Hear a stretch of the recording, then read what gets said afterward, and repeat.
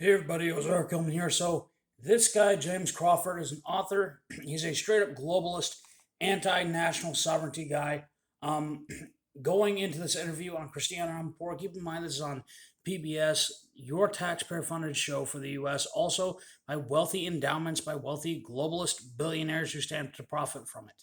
Here he writes a book on borders, pretended they never historically existed, just only recently came out by evil racist people, except they don't use the word racist anymore because that wore out and that's testing negatively. So now they want to say fascist.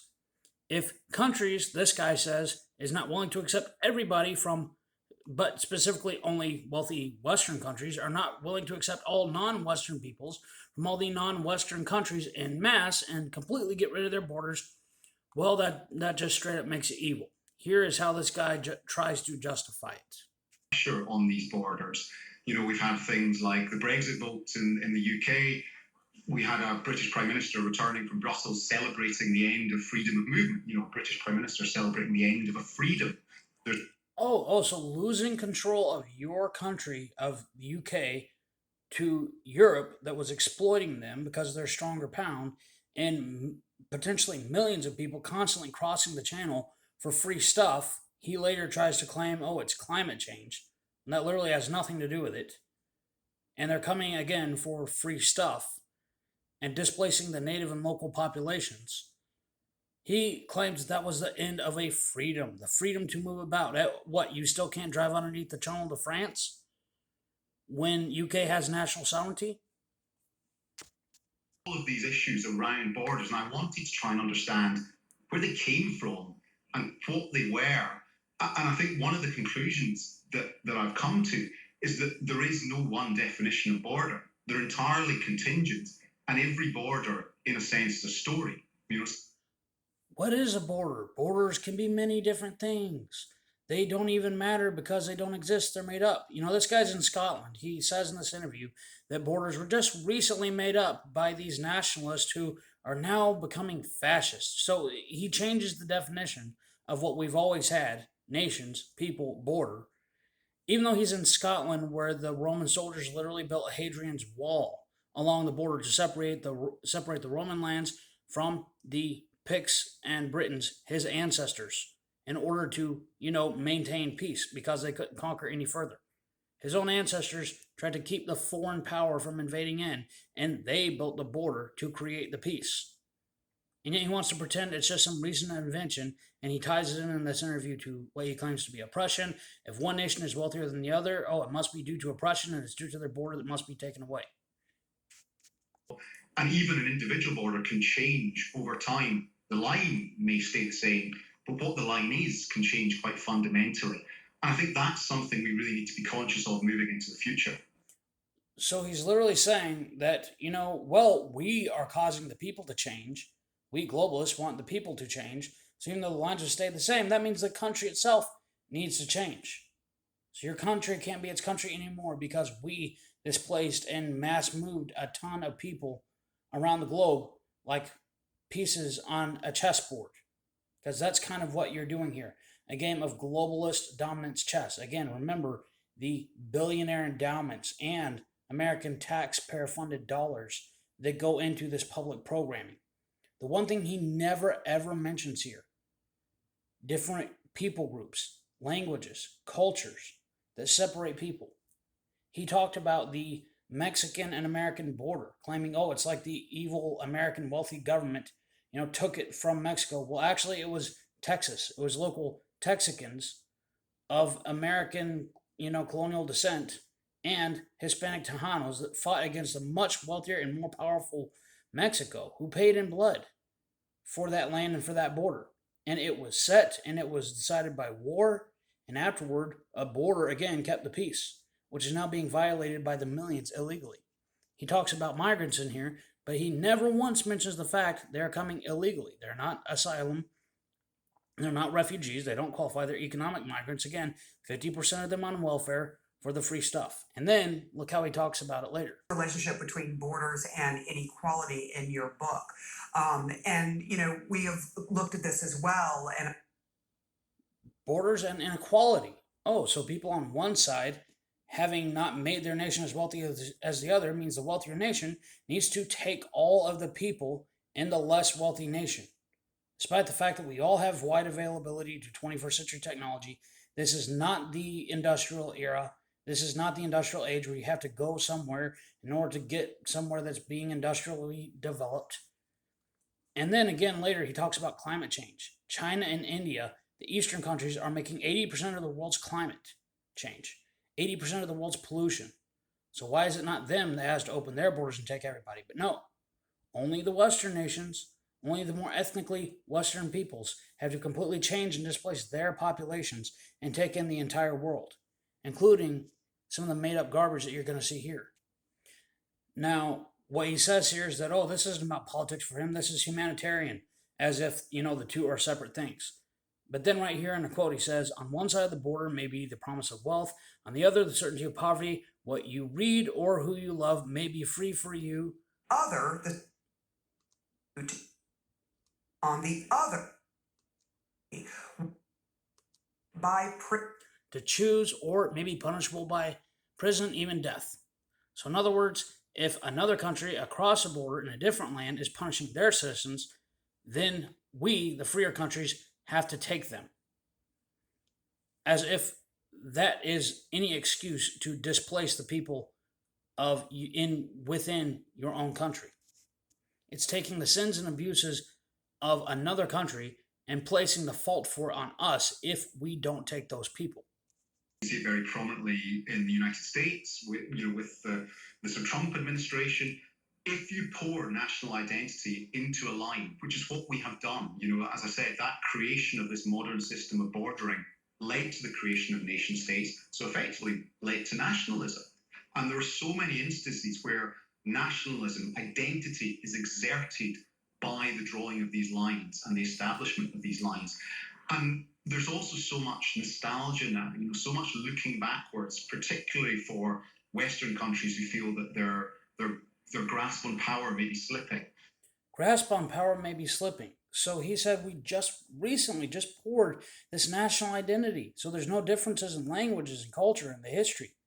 He claimed here earlier that, as you saw, that the accomplishments of one people and nation, us accomplishing things ourselves, and another nation not doing so, means inequality. In other words, we're punishing other people by ourselves being more successful. And then we owe it to the people who have not done so.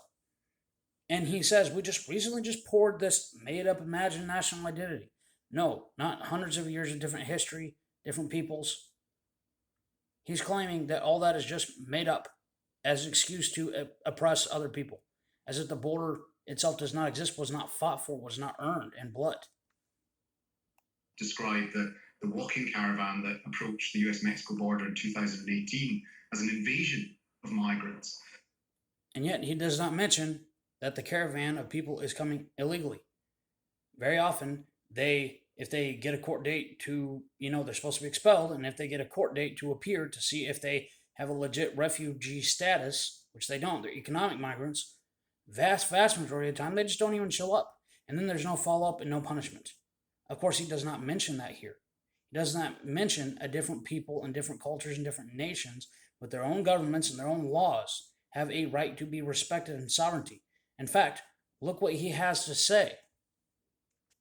Of pulling up the drawbridge and saying, we're done now. This is what our nation is. This is what the space we occupy is. And the rise of nationalism, or the new rise of nationalism, if you like. So what exactly is wrong with that? Saying, yes, this is our nation, this is our people. We have literally built this. We have borders set, we have people. You have your nations, we can establish trade. And oh, by the way, if the working age people and families constantly leave a nation that's in poverty, it's not going to improve the nation. They're never going to get out of it. And they're going to be stuck in a never-ending cycle. They keep repeating more and more as people keep having more and more kids, even though they can't afford them. And then they keep coming into our countries. So again, it is a never-ending cycle. While we have the burden of that put on us, and then it discourages us and our birth rates and our people from having our own children, starting our own families. And the rise of nationalism, or the new rise of nationalism, if you like, and to some extent that veering towards fascism is... Oh, Oh, okay. So calling everybody racist didn't work before. So now we have to call it fascist. You notice that word's been popping up everywhere. Biden said semi-fascist. I mean, when it's literally not. What he's talking about is literally a globalist version of fascism. Cooperations between billionaires with this endowment fund and government taxpayer fund, which this isn't government, television and propaganda, leaving out all these very important facts like the history, the different peoples, cultures, languages, the fact they're coming illegally, and now changing the definition and calling it fascism. The thing that we've always done as a nation with our sovereignty and calling it a new nationalism, fascism. So, what is his proposed solution? Since he apparently doesn't like borders, wants our country to change, as he said, that it can't be the United States anymore. So, what is he going to do? What is he going to call it? Often connected to these lines. Around us all the time. Climate mobility must come to the forefront. Climate mobility, in other words, allowing people to just move from one nation to another, no borders, because hey, the sea is rising and the climate's changing. We must take bold, alternative action today to secure tomorrow. Okay, so they literally took this guy in his podium and moved out into the ocean, a fake image, to make it look like, hey, look, the ocean is rising. Again, even though they said this for decades and decades. Picture on its own, and it does speak 1,000 words, just the picture alone. Because they stuck a guy's podium out in the ocean, and never mind the little, thing in there where he said, everybody and all the poor nations should have a right to just flood into the Western nations because of the Chinese and Indian pollution, right? Ultimately, as governments are going into this idea of nationalism and securing their borders, should the governments be thinking about what is going to happen when this migration, which seems inevitable, begins to happen, and rethinking whether or not we should be doing this along many borders? So whether or not we should even have any borders at all. And hey, it's inevitable. Kind of like in Netherlands, they're trying to destroy their farms with nitrogen taxes. They have energy crises in Europe and the Western nations where they can barely afford to live. But hey, let's destroy our own economies, our own energy, when we're already some of the cleanest in the world, and now have to take in all the foreign populations.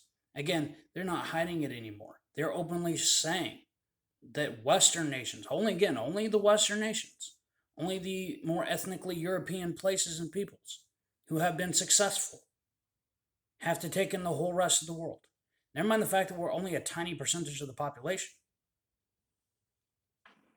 Absolutely. I mean, I think there's no question, and it doesn't really matter where you stand politically. Oh yeah, again, this doesn't matter about politics and everything. I'm only talking about you and your people and your countries. And we're making this happen and we're doing this to you on behalf of these billionaires and, the WEF and these organizations and their politicians who run your countries. Evidence of it all of the time. There's record numbers of migrants crossing the channel. There appear to be a record number of migrants at the US-Mexico border. Again, for economic reasons and free stuff and benefits. 50% of them on the US, in the US and state welfare. The government media lies, says they're not on federal welfare, but they're on state welfare, and then the federal government reimburses that with our benefits, our tax dollars. And UK, they're come across for the free stuff. Has absolutely literally jack squat nothing to do with climate change. Maybe it does have to do with these same globalist politicians who destabilized the Middle East and North Africa in the first place, right? And then wanted them to flood into the Western nations. So he just deliberately lied and misrepresented and claimed the current migrant crises are because of climate change. They have already proven they're willing to lie. Claim it's climate when, again, they're the ones doing it. They are the ones allowing it. The governor of Texas busing those migrants up to Washington, to New York. Now, that's obviously a political act, and to some extent, it's weaponizing those individuals to try and make a political point. So he's literally trying to deal with the crisis being done to him, taking his state's resources, flooding his people illegally while the federal government is illegally and unconstitutionally allowing it to happen. He has no authority to be able to send them back to where they came from, which is what the federal government is supposed to be doing. So he sends them to the states that encourage this, that voted for it, that is doing it to his state. He is dealing with something that's happening to him in his state, and yet you're claiming, so it's not political when you, the globalists, are allowing it to happen to his state. But when he is trying to deal with the crisis and send the people to blue states who supposedly said they want this and they want open borders, oh, now that's a political stunt. Now he's weaponizing them because, again, it's happening to his state. People of his state do not want it to happen, by and large, by the numbers. So now he's dealing with this crisis. But, oh, that's a political stunt. That is weaponizing. Again, the whole double-handed double speak here in the lies. That's obviously a political act, and the kernel of what we may have to do, which is thinking about major redistribution of population across the planet. Now, right there, he just said it. You know, what he's doing here is weaponizing these people, and it's a political stunt, which, again, it's a crisis being put on him. He has no choice in the matter. He has to do something about it. And then he says, but right there is what we may have to do, redistributing the population of the world around the planet, which, again, what does that mean? It means into the Western countries, and the Western peoples have to take, all the billions upon billions of people. Because, again, we are a small minority in the world. But our countries who have built what we have, who have built our nations, have to take all the non-Western countries who have not achieved that. Because, again, like he said earlier, he claims that under the old leftist model, that any achievement you have that your neighbor does not have because they didn't create it means that you have ripped off your neighbor, because inequality potentially requires a degree of cooperation that we don't seem to have shown the ability to manage. So in other words, oh wow, go figure. The native peoples of the Western countries are not okay with it being forced upon them and them not having a say while their population is permanently changed. So in other words, we have to make them do it. We haven't been able to force them to do it. We haven't been able to force them to be okay with it. So in other words, something authoritarian is going to have to be done in order to force it. Is the perfect parallel because it's inextricable. Right there. And climate change is the perfect parallel.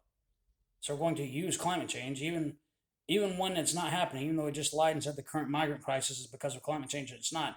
We're going to use it. We're going to weaponize it. First it was COVID. Now it's, green energy stuff to seize farmers' land and regulate them out of existence. Create the food crisis in the Western world so we can't ship the food to the third world who depend on us because, by the way, like 200 million people in Nigeria, they don't have the technology and the resources, and they have not created the infrastructure in the nation to sustain their own growing populations. They have been irresponsible while they rely on our countries to provide them with food and technology and the healthcare advancements. Well, they have not kept their own populations under control. So now we have to take in all the migrants. They're creating the food shortage and the energy crisis in the West to punish the third world and destabilize them and force them to leave, and then expect the Western world to be forced to accept them and thus do away with our national sovereignty. Of course, the other issue you have in America at the moment is that state lines can have an impact on a woman's right to choose. Oh, and right there, remember, he claimed he's not political. And of course, he's not going to mention the part where the rights of the living unborn child and balancing that out as well. How now it is going to the states when even Ruth Bader Ginsburg said that, well, Roe v. Wade was a bad decision because it had absolutely nothing to do with medical privacy in the first place. They just made that up. They just wrote on top of the Constitution when they did it. And he claims he's not political, but then, oh, now we got to do something about these red states. So again, not just politically targeting the United States, but targeting specifically the red states. Oh, he's not political. He's not weaponizing this issue. Mania for lines we're seeing at the moment. And I just hope we can break out of that mania in the next 100 years because we really need to. I really hope that we can break out of the mania of having different languages and cultures and people and borders, because we really need to, because the people paying my paychecks told me to in order to gain globalist permanent one world government control. Dave, it sounds like you're arguing that governments should at least start looking at policies when it comes to borders that should at least start looking at doing away with their own national sovereignties and borders against the interest and will of their own people. So to summarize, he's already called you a fascist, basically a racist, that your country has, no right to exist, completely ignores lies and claims the current border crisis that's economic for the free stuff is, at your expense and your benefits that you earned and paid for. He claims that that's climate change, and it's not. He's advocating for doing away with all borders, national globalist control under a system which the way he describes it is really maybe culturally Marxist, and the way he describes and claims equality when it's not about it. It's one country achieved more, accomplished more, invented more. And then he claims that if the other is not as successful, that's culturally Marxist in order for a globalist fascist control. And then again, he himself used the word and said fascism when referring to the border situation with Trump in the United States, trying to deal with, again, the illegal waves of migrants pouring across the borders. Oh, we just need to do what we created this problem, so we just need to do away with borders and nations altogether. This guy is betraying his own nation, his own culture, his own people, and really every nation, every people on the face of the world.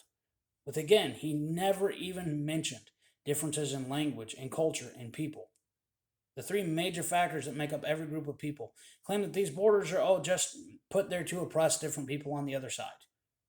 Never mind the differences between us. When you don't acknowledge the differences between people and you lie about the causes in order to try to make something like this happen, there's no respect for the people themselves. And there's no respect for your nations and your people. And keep in mind, this guy has billionaire endowments, and your own tax dollars and your own federal government bureaucracy actively working against you. 4.9 million people illegally cross the border. You're going to have to speak to your state, your local area, and for goodness sake, and if you're in a non-red state, if you're in a coastal state or whatever, well, you better talk to your buddies that do live in free states, because you might have to depend on them one day. To not allow people to employ people in the country illegally,